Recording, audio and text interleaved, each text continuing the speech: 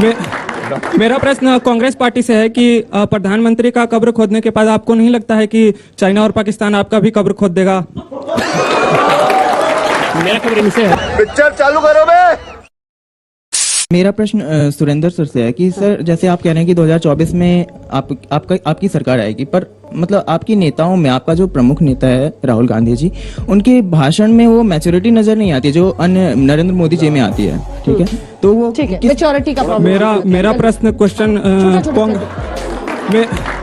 मेरा प्रश्न कांग्रेस पार्टी से है कि प्रधानमंत्री का कब्र खोदने के बाद आपको नहीं लगता है कि चाइना और पाकिस्तान आपका भी कब्र खोद देगा? मेरा खबर इनसे है कि ये कौन लोग हो सकते हैं जो बोलते हैं कि मोदी तेरी कब्र खुदेगी? ये कौन बोल सकते हैं? मेरा सवाल इनसे है।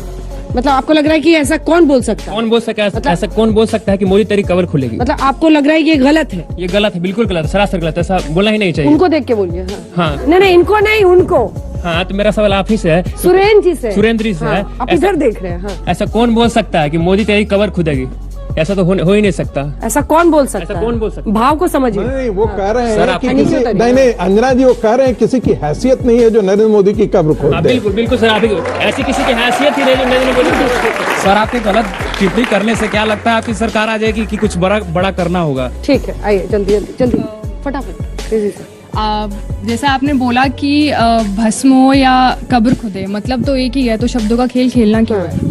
अरे जमीन आसमान का लॉ कंजर्वेशन। जैसा कि अभी जिस वर्ड को लेके विवाद बनाया जा रहा है, काफी टाइम से मैं सुनते आ रहा हूँ कि बीजेपी के लोग बोलते हैं कि हिंदुस्तान को हिंदू राष्ट्र घोषित कर दिया जाए, तो क्या ये गलत नहीं है? फिर हम मुसलमान लोग कहाँ जाएंगे? ये भी तो मैं स्पेशली योगी जी से बोलना चाहता हूँ। उनसे मैं कई दफा क्लिप भी मैं आपको दिखा सकता हूँ, वो ऐसा उन्होंने बोला हिंदू राष्ट्र था, है और है।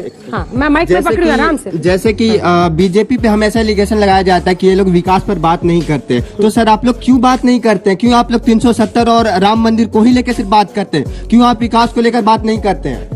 370 आपको लगता है कि इशू नहीं है? बहुत अच्छा हुआ कि वो हटना जायज है, लेकिन फिर उससे हट करके उससे विकास पर भी क्यों बात नहीं किया जाता? क्यों हर डिबेट में 370 और राम मंदिर को ही लाया जाता है? मेरा क्वेश्चन कांग्रेस पार्टी से सर, क्या आप ऐसी टिप्पणी करने से आपको लगता है कि आपकी सरकार आ जाएगी? चलिए इतने सवालों का जवाब लेते हैं, उसके बाद से आते हैं। सुरेंद्र जी मुखातिब हुए, क्या बात? सब कह रहे हैं कि भाई कौन ऐसे बोलेगा, क्यों बोलेगा, क्यों ऐसा नारा?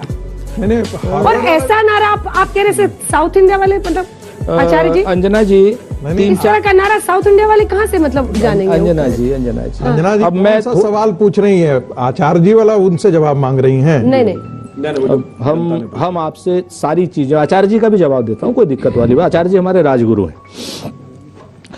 3-4 चीजें हमारे दोस्तों ने पूछी। सबसे पहले तो आप कहते हैं कि कब्र खुदेगी या ये होगा, तो हमने पहले ही कह दिया कि वो नारा गलत था और उसको रोका। सुरजेवाला जी ने नारा 2 बार में बंद हो गया। इसके बाद वो मुद्दा अगर किसी ने जिंदा किया है तो नरेंद्र मोदी जी ने जिंदा किया है, भारतीय जनता पार्टी ने जिंदा किया है। चूंकि उस मुद्दे से वो लोग जो हैं, कब्र खुदने से वो लोग वोट की फसल काटना चाहते हैं और वो कहते हैं कब्र खुदने के बाद कमल खिलता है। हमें तो कीचड़ में लगता है। तो आज की डेट में हमारे ऊपर ओनस नहीं है, प्रधानमंत्री जी को जवाब देना होगा कि कब्र खुदने से क्या कमल खिलता है या सब्र का फल मीठा होता है, ये बताना पड़ेगा। हमने तो कह दिया वो नारा गलत था। और रही बात नारों की, तो नारे आचार्य जी भी जानते हैं और शायद सुधांशु जी भी जानेंगे कि इंदिरा जी को 75 से लेकर के और 79 तक क्या क्या कहा गया। गली गली में झंडी है और इंदिरा, समझ रहे हो, गांधी को क्या कहा गया, ये बात आचार्य जी भी जानते हैं और ये बात सुधांशु जी भी जानते हैं। और इन्हीं भाजपा के लोगों ने कहा कि गली गली में झंडी है और इंदिरा गांधी की क्या बात करते। हमने तो कहीं FIR नहीं कराई, हमने तो कहीं कभी नहीं कहा। हमने तो 70 सालों में आपको नहीं, इमरजेंसी के बाद की बात कर रहा हूं, इमरजेंसी के बाद की बात कर रहा हूं, मणिराम के चुनाव की बात कर रहा हूं। और मणिराम के चुनाव में अटल बिहारी जी मंच पर थे, उसकी बात कर रहा हूं। सुधांशु जी, गोरखपुर की रैली थी, नागा साधुओं को आपने बैठा दिया था, बिल्कुल 500 नागा साधुओं को नंगा बैठा दिया था जहां इंदिरा गांधी जी उतर रही थी। तब इंदिरा जी ने कहा था कि मुझे नहीं पता था कि गोरखपुर के लोग मेरा ऐसा अपनी बेटी को इस तरीके से बुलाएंगे। आप देखती, उस दृश्य को देख नहीं सकती थी। यह भारतीय जनता पार्टी के लोगों का है। हमने FIR नहीं कराई। राजनीति में शुचिता होती है, राजनीति में ये सारी बातें अपने लाभ के लिए नरेंद्र मोदी जी जैसे लोग ही इस्तेमाल कर सकते हैं, हम लोग नहीं इस्तेमाल करते। तो नारा गलत, लेकिन जिस तरीके से इस तरीके का जो वो विमर्श किया गया वो बात। दूसरी बात आप आ जाइए सरकार की बात। तो भाई हम 2024 में सरकार बनाएंगे, 70 साल में सरकार बनाई है हमने।